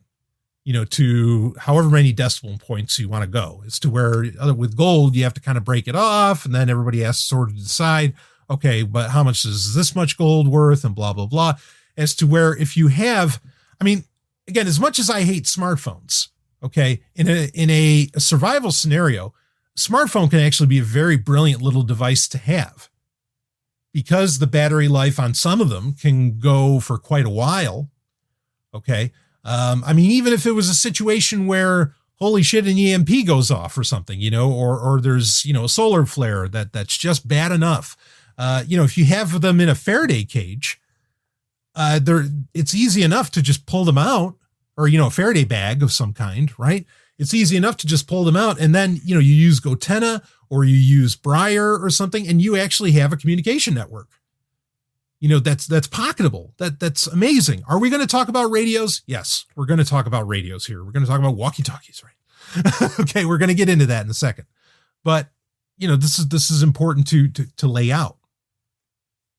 So, cryptocurrencies, and we know you can do, actually, speaking of radio, you can do cryptocurrency transactions over pirate radio. Because you can do data packet radio, right? So there's a lot of possibilities here, okay, that would not take long to implement, and I think could be implemented almost instantly if the need were there. And, well, some people feel that with COVID-19, it might be. So anyway, let's move on from that. And basically, I think getting into Gotenna, setting up a Gotenna mesh network with, friends and loved ones, whatever, if anything, it's great practice to get used to, the concept of mesh networking. Okay. Which is really how, even if there wasn't, any kind of crises going on, is how the internet should work anyway, or how intercommunications, in my opinion, should work anyway. They should be decentralized, right? But you have to keep that in mind, that you're going to be in Gotenna's ecosystem when you're using that. It'd be great to have more open technologies that work around this, but they're not really here yet. Okay. So moving along from that, again, link is in the show notes to check out some of these things, but moving along from that, more on the tech side. Why don't we let's talk about radios. Let's talk about walkie-talkies, right? Two-way radios are, this is another thing where I think this is a practice and a technology that, if you are at all ever concerned about instability in civilization itself, in whatever shape that takes, or if you're an activist, you should be familiar with how, with the nitty gritty of two-way radios. Okay. You really, really should. And you should own them. My go-to company, as it were, is Midland. They have, I mean, because radio is like the ultimate open technology, right? You know, so nobody really controls that. That's why I think, and this is where I do get conspiratorial. I think Silicon Valley and governments and everybody else is trying to get away from that, or get people away from that. And why it used to be so heavily regulated too. But I mean, it still is, but why it started getting so heavily regulated. But regardless, there's the particularly, you know, if you want just like a quick handheld thing that you could use between you and, you know, your girlfriend or wife, or, you know, husband or boyfriend, or, you know, whatever. I like, and I'll link to it in the show notes. There's the GXT 1000 VP4. This is kind of Midland's latest handheld, and, you know, very, very pocketable, even though it has a clip, you know, I mean, it's a little thick, but, you know, easy to hold in the hand. The nice thing about two-way radios compared to smartphones is, you know, they really only do one thing, and the batteries on them will last for fucking ever, you know. Now, to charge these, this is kind of the one area that we'll get into another radio that I think everybody should have. But these are great to, you know, basically if you had a group of a few people that you were like a preparedness group, which I think is a fine and dandy thing to have in whatever geographic area you happen to live in. If you have like a small preparedness group, everybody should have one of these little Midland jobs. And then, you know, maybe every couple or family or whatever should have the next thing. Now, all of these two-way radios also have, this is something that people aren't necessarily used to using, are privacy codes that will give you some degree of blocking out other conversations. But again, keep in mind, radio is an open standard, so this isn't exactly going to give you encryption, but it's, you know, it's a way of not intermingling with other conversations in your local area, especially if in a preparedness situation, that could be a very real possibility. The other one, and this is probably my favorite radio of all time. The price on the GXTs, that for a pair that runs $70, not bad, right? Especially compared to GoTenna. But the one I really love is, and you only buy one of these, it doesn't come as a pair because its basic concept is as a base camp radio. It's not huge. It has, you know, a nice handle on it. If you remember like an old radio with a singular mono speaker on it that you used to carry around with you, not a boombox at all, but like that people used to do, and you pop a couple D batteries in it or something like that. It's about that size. And that's the Midland XT511. This is just one of the best pieces of kit you could possibly own for any reason. Okay, regardless of preparedness or anything like that. This is a very, very handy thing to have. And it allows for, so here's the beauty of it. Okay, it has great range compared to your standard two-way radios because it's much larger, has a bigger antenna. It has that great range, but also what comes in this is it has a crank charger, so you can charge the radio itself with that, recharge the battery with cranking, okay? Or you can actually connect through USB, say you could connect a smartphone to it, or you could charge other radios with it. And this is just one of those really handy things to have, okay? There's another radio that's not two-way that I'm going to lay out for you that I'm a huge fan of. And actually, a Sovereign Tech listener bought me one, which was very kind of them, that I think is really necessary kit. But this has a lot going for it, the XT511. I think this is essential technology to get your hands on. Same thing where it has privacy codes, has all that, has a flashlight built into it, has the NOAA weather scan, has an alarm that you can set on it, it has the clock, all the good stuff. This works really, really nice. Again, just an essential thing to have. Everybody can have your pocketable Midlands, that's great. But I also think every such and so many people, you should have some kind of base camp setup, and this should just be there. Okay. And again, it gets really, really great range. You can power it with batteries as well. But again, you pop in the rechargeables, or there's a rechargeable NIM pack inside of it, but you can also power it with like AA batteries. Really, really slick. And I love having that crank option. That makes it really handy. So getting familiar with, good old fashioned two-way radio again, I think is absolutely essential. Now for one-way radios, I'm a big fan of this one. It's by a company called Eton or Eton maybe. but it's ETON. They've been around for a while, and they have the FRX3 hand crank alert radio, weather alert radio. And this is nice for a few reasons. One is it can do the same thing like we mentioned with the Basecamp radio, where you can charge a smartphone with it, right? Just by using the internal battery, which you recharge either with a crank. This also has a light built into it. It has the speaker, which, all of these basically have, where you can hear stuff out loud, of course. But it has an aux in, which is really nice. So hell, if you got some actual local stored music, you have a good time in the woods. I don't know, but what else is really nice about it is that it also has solar on it, on the handle. So this can charge with solar power, and that makes things interesting because then effectively any USB device you have or any device you're going to charge with it, it can effectively get charged with solar power to have this around. So I think this is another one to have handy. Definitely one of those things I always think you should keep in your car. I certainly do. But link is in the show notes if you want to check those out. But that's, on the tech end of things, those are the things I think you should really have. Have two-way radios, go with the GoTenna thing. Like I said, a smartphone can be a really brilliant device once you get out of the idea of it connecting to telcos and the big bad internet, right? And if you were in an emergency scenario, I'll admit it, like I'd rip out the fucking SIM card if you could.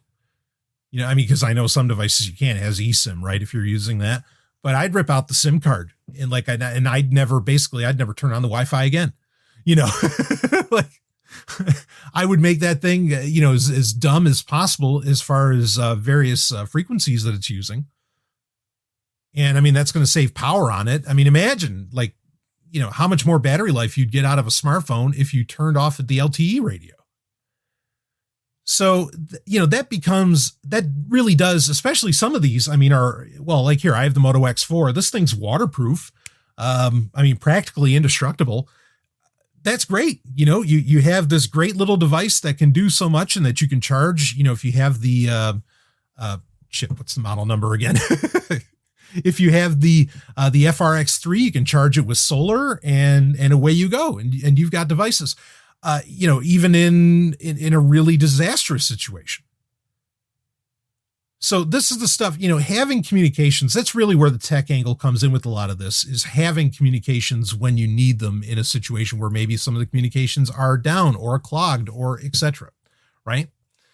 So that's where I'd run with a lot of those. Now, I want to get into, we're going to stop for a second, and then I want to spend a little bit of time talking about things that aren't exactly like tech, electronics, okay, not electronics, that I want to recommend to you that comes more from my military background as far as this goes, okay?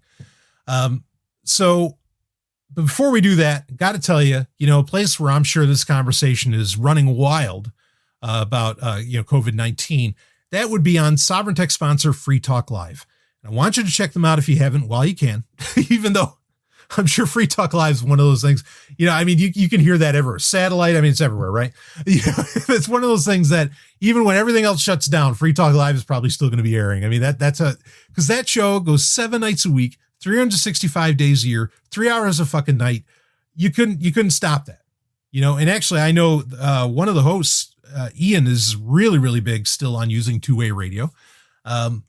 So anyway, check it out, freetalklive.com. You got a lot to listen to. It is the number 26 now, the number 26 talk show in the United States. Man, if you've got things you want to talk about, that is the place to do it because it is an open phone show and you can call in, talk about whatever you want to talk about, have a great time doing it. And you are in for a ride every episode you listen to of Free Talk Live. So go to freetalklive.com and I thank them for sponsoring Sovryn Tech. And really, they're allowing this kind of information to get out there and for people to talk about it. So, and like I said, especially the Briar app, I haven't seen anybody else recommend that, even though I think that's a totally valid thing, totally valid app to make use of. Granted, it's not going to have tremendous range. There might be ways to improve that range a little bit, but it's viable and it's already available. It's something that you can already do with something in your pocket. You don't have to buy anything else. You don't have to buy another antenna. You don't have to buy a two-way radio. You don't have to buy whatever. But it works without the telcos. That's really important. And it works without, even Comcast or, whatever ISP. That's really important. Okay. So let's talk a little bit about, again, the non-electronics part of, of preparedness and I guess general survival in a way. I said this on the Telegram group. The most important thing that you can have as far as preparedness and survival, okay, the single most important thing that you can buy is a shovel. Go ahead and laugh. I'm not kidding. A survival shovel or military style survival shovel. And I'll put a link in the show notes to one. And it's a shovel that sells for over $200. Okay. But that's how important I think that these are. Is an absolute lifesaver and is something that, it's more than just a shovel when it's built right. Okay. They'll do little tricks on it where on the shovel, on the spade itself, it'll have a serrated edge where it can work as a saw. On the other edge, it'll be razor sharp so that you can use it like an axe or like a knife of a type. Often there will be inside the shaft, the handle, okay, of the shovel. And understand these are, these survival shovels will fold up to where, you could carry them in a very, very small pack and you could have them attached to your belt and you wouldn't even know they were there. And they're usually made of aluminum or titanium, something along those lines that make them very lightweight. This is the one thing out of everything I'm telling you about, you do not want to skimp on. This is just the one thing everybody should fucking have is a survival shovel. Okay. Because, let's say water shuts down, go down the list of it. You got it. Look, folks, as important as food is, defecating is, right? You got to take a shit, but you can't just leave shit laying around all over the place. So otherwise you're going to have more diseases than COVID-19 to contend with, more conditions to contend with. Okay. So there's that aspect of it. There are a million reasons why having a survival shovel is key. But again, it's not just a shovel. It can also be your saw. It can also be, if you need to be going lightweight. I love the old Robert Heinlein quote of never own more than, what you can carry in a bag and move at a brisk run with, you know what I mean? That I didn't get it exactly, but that's kind of his gist. And I totally, I love that. I love that concept. And certainly in a preparedness scenario, that's exactly the way you should be thinking. If it's that bad, okay, you can have more stuff. You can have a Berkey water filter and all these other things. I get it. Okay. That's great. We'll talk about a pocketable way of having a great working water filter, but regardless, all that's great to have that at home. But then if things are that bad, you might need to, have to get up and run. So a survival shovel is totally key. And like I said, inside like the shaft of a lot of these, they'll have, usually they'll have matches or they'll have like a magnesium stick so that you can start fires. They'll have, fishing line and hooks, kind of like what you'd see inside of like a classic, Rambo knife or a survival knife of some kind. I don't understand this. Like, I don't think having a knife is necessarily a problem. You're talking to a guy who literally has a Victronics Tinker Swiss Army knife in his pocket at all times. That's me. Okay. I don't necessarily have a problem with that. I'll touch on this briefly. Okay. If you are in this kind of scenario where tensions are already so high, people are scared to death of each other because they're afraid they're going to catch this or that. Okay. You don't need anything. In my opinion, and I know there's people who would think the opposite direction with this, I would challenge it. You don't need anything on you that is going to heighten tensions or engage the fight or flight response any more than what civilization at that point or what society at that point is already has. You don't need it. Okay. Now there are people who would say, oh no, like, why isn't the first thing we're fucking talking about I should have an AR-15. I should be ready to fucking blow people away when COVID-19 comes to town and all. Shut up. You have no idea what the fuck you're talking about. And there's nobody who actually really saw any action in any military that would fucking recommend that for a second. Because they would know if they were actually in any of those scenarios, okay, where there were heightened tensions of any kind. People were either scared of, if it wasn't some kind of virus, they were scared of landmines or of suicide bombers or whatever the fuck else. They would know that no, you do not display force. You make things aware of what you are affiliated with, which that can be problematic in itself, but you do that. But you do as much as you can to de-escalate tensions. Okay? Putting, when you see a military guy put his M16 behind his back, there's more to that than it just being in his way. There is, okay, I am going to help you. I am getting this tool of death out of the situation. You want to de-escalate things, all right? And I would argue that even carrying around some K-bar knife is enough to escalate a situation and to raise tensions, and that is the antithesis of what you want. That kind of weaponry, guns, and I mean knives, there's an argument for those. I'm not like anti-knife or something, If you don't want to be messed with, there is a certain, there's a few things you do if you really don't want to be messed with. Okay. You have to understand guns and, certain other types of weaponry, they are false senses of power for yourself, but they are also false projections of power. Okay. They are false projections of dominance. If you really don't want to be fucked with, there is a look that you have, and you can talk to self-defense instructors about this. They all know exactly what I'm talking about. There is a look that you have in your eye. There is a certain stride that you have. There is a way that you carry yourself that is far more disarming, okay, than any gun or knife will ever be. And part of that, it is a certain confidence. And part of the way of having that confidence, one, is to be fucking healthy and fit, okay, as much as possible for you. The other part is actually in having knowledge of how to survive any situation you find yourself in, being prepared, which is what we're talking about here.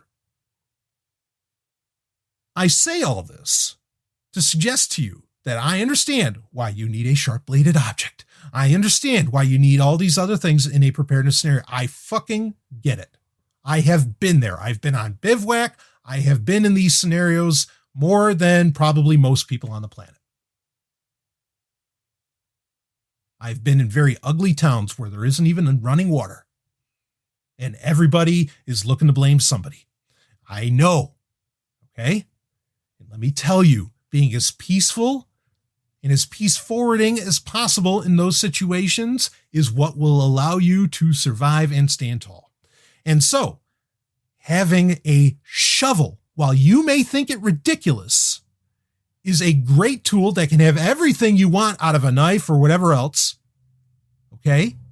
But also be non-threatening, you understand? That's part of the beauty of having a shovel in that situation. And that's why I say that's the one thing to have.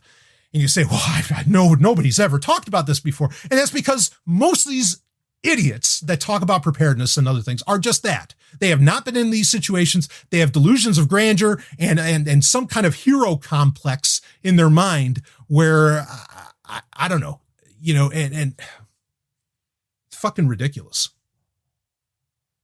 There is a psychology to preparedness, okay, and to survival that goes far beyond and is far more important than anything that can fire a projectile. It's a joke when I hear people talk about that sort of stuff. It's like, go fucking shit yourself. You have no idea. You have not been in any of these situations. You have no idea what the hell you're talking about. And this is not Vietnam.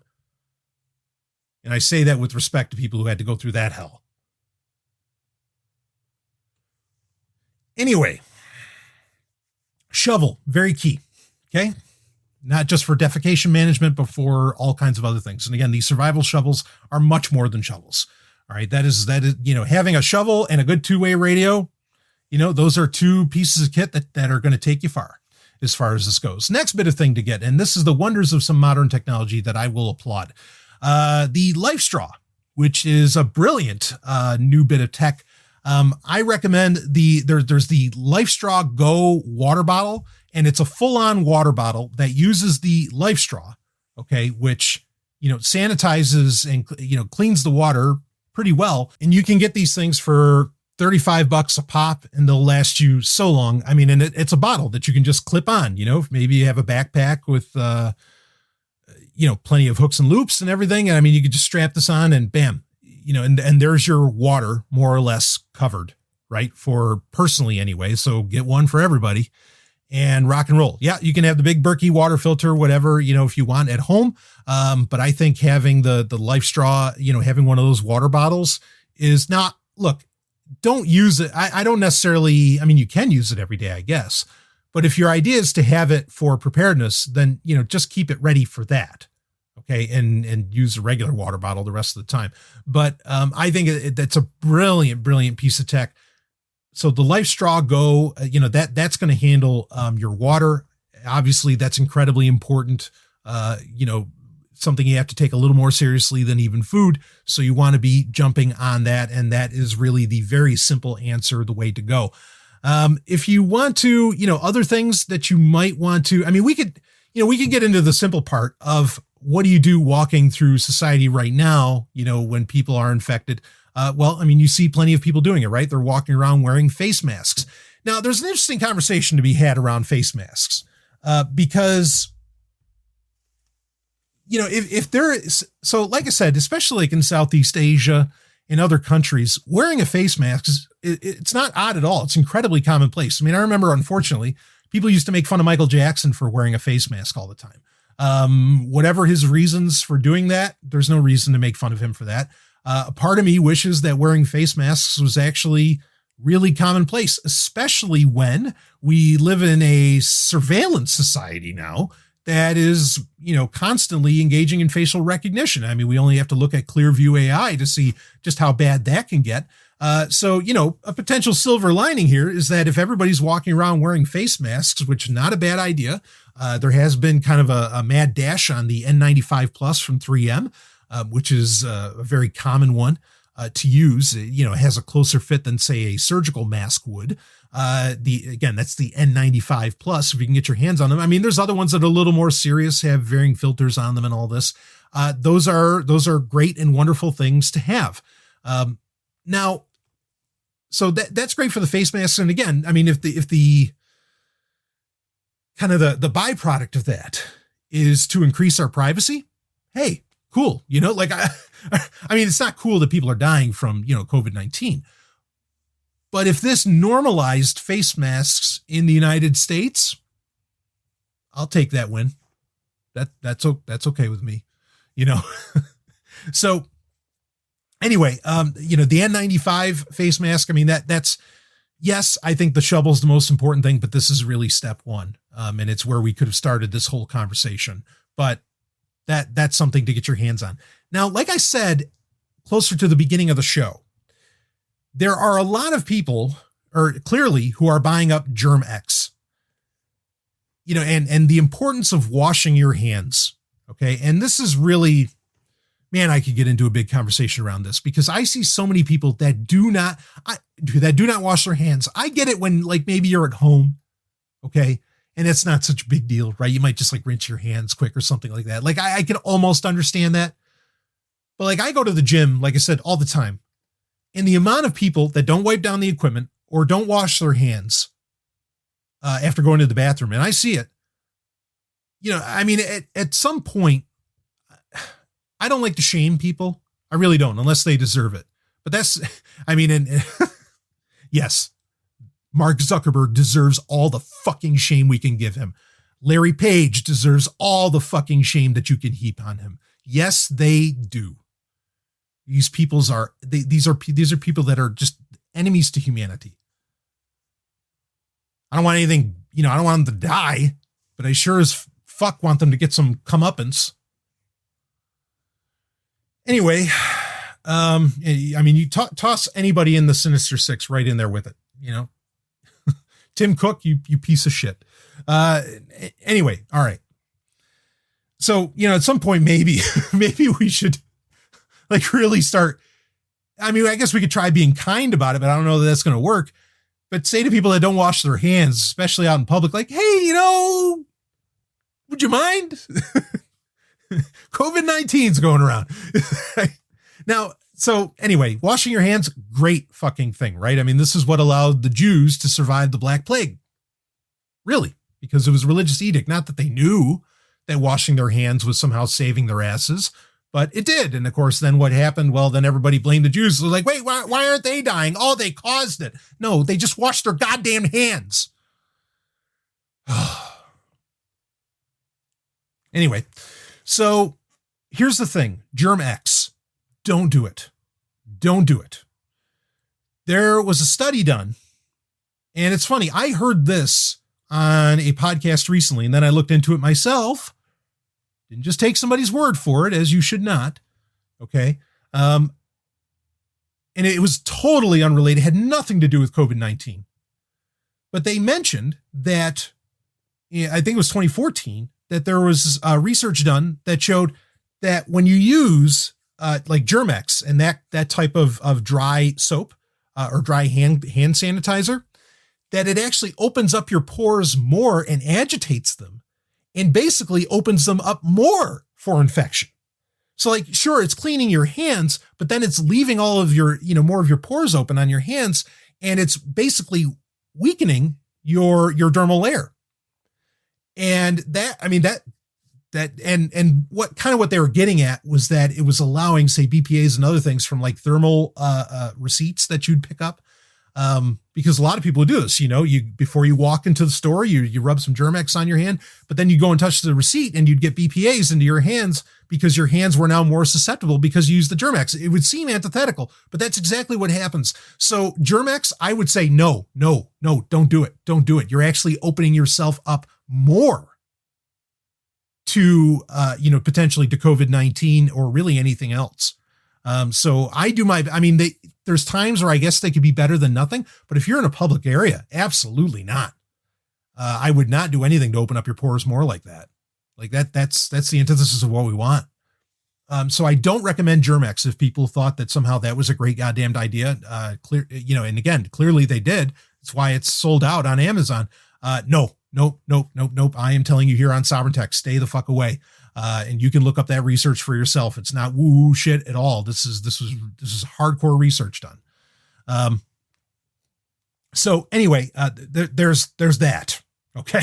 Let's steer clear of that. So face mask, no Germ-X. Go ahead with the face mask. I think, and there's a lot of great privacy opportunities. And that has a tech angle in itself, right? You know, is hiding your face and so on. I think that's wonderful. Me personally, I think people would get along with me a lot better if I hid my face. So because I have a face for radio, but good thing two-way radio is going to be hot. Anyway, get away from that. The last couple bits, and I guess this is technically a technology, but get back into, and I've said this many times on Sovereign Tech, get back into wearing watches. Get a solar powered watch, get something that's practically indestructible, get back into wearing watches again. Okay. You know, synchronizing time and a lot of the stuff is absolutely key for preparedness and survival. If you're thinking that, you want to implement some military strategies or something into your preparedness scenario, which, like I said, there's some validity to that idea. No self-respecting military person would not go around without a watch. They're not going to look at an Apple Watch. Why would you rely on those fucking things or even a smartphone, quite frankly? Or at least upon a smartphone's connecting to the big bad internet in those kinds of scenarios. No, you're going to wear a fucking watch. Get yourself a classic, a good Casio that has tough solar on it. Those things talk about veritably indestructible. I've been wearing one forever since I was in the military. That's just a great thing, great piece of tech to have on you. Get used to wearing a watch again. Ellen wears a GeForce Casio watch as well that has tough solar. I mean, these are just great things to have. So I definitely recommend that. being able to synchronize actions in general in preparedness and survival scenarios is absolutely key. There's a million other reasons you would want to watch. You'd want to know what time it is. Okay. Not all of us are going to quickly learn how to tell what time of day it is by the sun, where the sun's position is right away. All right. So this is really, really key. And again, the watch does not need to, yes, even a solar battery eventually will stop recharging, but anyway, or, that whole process can stop sooner or later, but there's other ones. What the Eco Drive that Citizen has, those are supposed to go like 100 years. Those are crazy. Get a watch. Okay. Get a good solar powered watch. Really. Last bit I will recommend is something that's very packable, lightweight, and has saved my hide a million times, is a bivy sack. Okay. This is a very simple piece of material. It's more hardcore than the simple. These are things you could have as well, if you're concerned that far, where you have like what they call the NASA blankets, right? Where it's like an aluminum sheet that, will help keep you warm. A bivy sack is quite a bit of an upgrade from that. Okay. Where it operates on the principle of reflecting your own body heat back onto you to keep you warm. But a bivy sack you can turn into a tent. You could turn into a sleeping bag. And they're designed to be where you pack them in something like almost the size of a fairly large man's fist. Okay, like that's the concept. And again, a key part to this is having stuff that is very lightweight, not terribly expensive. A good bivy sack costs you $60. You could spend a few $100s on a good bivy sack, but a good decent one will be about $60 today. Link would be in the show notes for one that I'll recommend. That's fine. But these are just the simple things that you can have on you more or less at all times that you can carry if you got to go on a run, if you got to get away, whatever. That work. Again, you have the Life Straw Go water bottle. Okay. That'll filter your water for you right on the bottle itself. You've got your survival shovel, you got your bivy sack, right? You have your face masks, you got your watch. Hopefully the radios I mentioned, most of them, except for the Basecamp X511, most of them are pretty small. These are not things that are going to weigh you down in any way, shape, or form. In fact, you barely even need a backpack for this kind of stuff to carry it around. So if you had a bug out bag of some kind, all of this would easily fit in there with room for clothes and whatever else to spare. I'm not sure really where I would add onto that. I do want to say, I guess I want to close off because we've been going for almost 2 hours now, and I want to wrap this baby up. And I hate wrapping it up on a sour note, but I'm just going to share with you my own personal opinion. This is not conspiracy. This isn't anything like that. I think it has a genuine scientific basis. Okay. As our civilization on Earth, continues to fall prey to, shall we say, I don't like to use the word globalization in the negative, but basically, we warn all the time, even just on the internet, in the tech world, that you don't want a monoculture, right?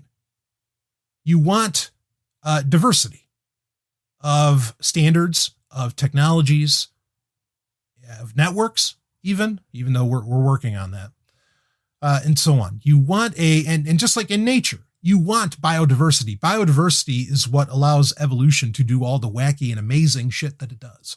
And it's how you end up with us. Unless you think we're a mistake, which, well, that's another conversation and argument entirely. But you want biodiversity. Biodiversity is going out the door. We don't have to raise the red flags about GMOs and all this other stuff, or the fact that only 4 companies on the entire planet basically control all the seeds available on the planet and so on. We are creating a very real monoculture for human civilization. It's happening. And with the ability to, without any diversity in human civilization. And again, you have so many people who are even arguing, no, we don't want diversity. We don't, no, stay, put up our wall. We want to keep our, we want to keep white and happy here. And you need to be like us if you want to come in and blah, blah, blah. And, you're basically inspiring the whole world to act like, one kind of person or one kind of, or just the fact of, this is where I am getting kind of conspiratorial. I think half the terrorist acts that happen around the world are real estate deals. So that you can put in a new shopping mall on top of what was once, a historically protected ancient site, out of Babylon or who knows what. When you have a monoculture,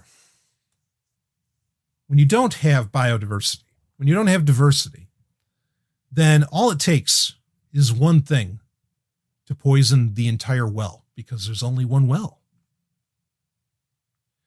And that's a problem. That's a very real problem. And I don't see, as I've said over and over again on this show, I am a short-term pessimist, but a long-term optimist. I think humanity can get through all of this. I really do. Before we become one of the big drives for a lot of people why they want to go out into the solar system is that we want to be a multiplanetary species. Why? Because I think deep down we know that we're losing biodiversity here, and that all it takes is one clever virus to take down the whole species, and as long as we're on some other planet, hopefully we can control the situation to the point to where, okay, well, the virus won't infect those humans and humanity can live on.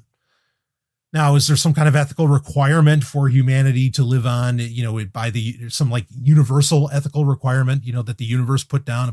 No, but that's not the point. If the consciousness that is you, wants to survive this diversity that's going away by the day, these are good steps to have, because I think it's to some degree, I think it's a matter of time. Is it COVID-19? Is it the next thing? Is it whatever economic scenario that's going to hit? Maybe. I don't know. I'm not going to say for certain. Okay. I don't have a crystal ball. Not for this sort of thing. But I think at some point, the piper has to get paid for what we're doing. And I don't mean we as in, me and you, but the powers that be for what they're doing. The piper's got to get paid at some point. And when that time comes, it's a good idea, regardless of how rocky or not rocky it may be. It's a good idea to be ready. And what I laid out in this show is stuff that is, we didn't really get into food. Again, that's a whole other conversation for other people to get into. Okay. I'm not telling you to pack a bunch of MREs or just have cans of beans at all time. Something I wouldn't mind saying, have a great can opener. If you want to add something onto the list, have a great fucking can opener. Right. But this is stuff that will last you, that can last you forever, or as long as your life anyway. Have it, be ready for this kind of thing. There is a confidence that happens that even if it never happens, which, hey, maybe it won't, that even if it never happens, there's a confidence of you being ready for even the worst disaster that will go forward and that will bear fruit in the rest of your life right now. Just being prepared and knowing that you have the knowledge of how to handle a disastrous situation, a pandemic, a economic crises, whatever. Knowing that you know how to survive, will really, it has direct effect on your personal success in life. And I don't mean monetary. Fuck that. I don't mean that. I just mean in your relationships, in how you engage the world, in your happiness. I almost died. I don't talk about it often. Okay. Whenever people hear about it, they suddenly stop it. I guess you don't meet a lot of people in your life that have, taken a bullet. Well, I have. And I almost died on the operating table. This is when I was in the military. surviving that, we didn't get into that either, med kits and all that stuff. But I mean, you can buy those. Again, there's you don't just want to come to me for the sources on how to do this. Okay. Yeah. You want to own a med kit. Okay. There's nice packable ones that you can get of those that have the good basics in them. Nice. Go for that. Okay.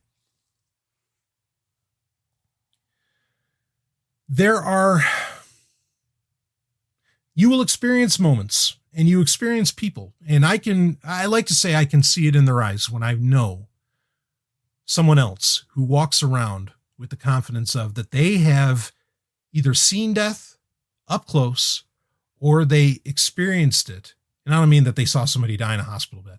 No, I mean they've seen death, caused death, or they have had their own real brush with it. Not like, wow, if I stepped to the left, I would have died. Not like that. No, I mean, they almost died. You can see it in the person's eyes. There are two ways that I've seen most people handle any of those scenarios. Either one, they are continually traumatized by it. And really anybody's always continually traumatized by it, to the point that there's just parts of them where they're not able to function normally within society. Or, this is the other one, or they walk around with a certain happiness because they know that that there are certain things that other people walk around afraid of that keeps them from being happy because they have the certain lack of confidence or whatever. They don't run into that. Doesn't mean they don't feel fear. Of course I feel fear, but there is an extra bit of happiness because there is the simple joy that they are alive in that moment. And that even when the worst happens, they have seen the worst or something close and that they can get through it. And there is a confidence to have in that. I don't want anybody to have to go through the shit that gets you to that point. Okay. But I am telling you that even you getting engaged, becoming knowledgeable about this sort of thing, whether COVID-19 blows over like last year's cold or last week's cold or what. Okay. But knowing how to survive, having just a little bit of equipment, having a little bit of goods to be able to survive, and at least having the conversation about it can improve your happiness in your life right now and going forward into many years to come. I guarantee you that. So there, I was able to turn this into where it's not a sour note, to where, no, this can improve your happiness right now. So links are in the show notes for everything I talked about. Okay. You can check it out for yourself, research things for yourself. Do you have to buy the exact thing that I laid out? No. Maybe if we're all in different economic situations right now. Maybe you want to get something cheaper, but you think will do fine for you. Great. Okay. You rock and roll. I am just laying out what I recommend and what I've used and that I know works. That's all I've got for you. But again, walk away from this having a newfound confidence in the world. And that ultimately leads to more happiness for you. So that will be it for this very special Sovryn Tech, which ended up going over 2 hours, but it was a necessary one, and an important one, and an important conversation to have. So we'll leave it there. Feel free to go to zomia1.com. If you have questions about this, you can get in questions. Actually, and we'll cover them on our Zomia 1 Underground only Q&As. And of course, you got to sign up for those at zomia1.com, but you can do that, get access to them, make it happen. And I'm honored when you do.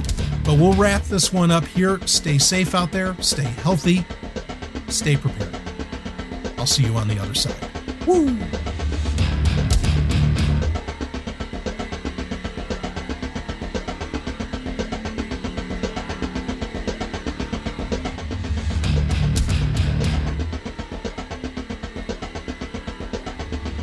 Thank you for listening to Sovryn Tech, an Osiris One production. Now go out there and make some trouble.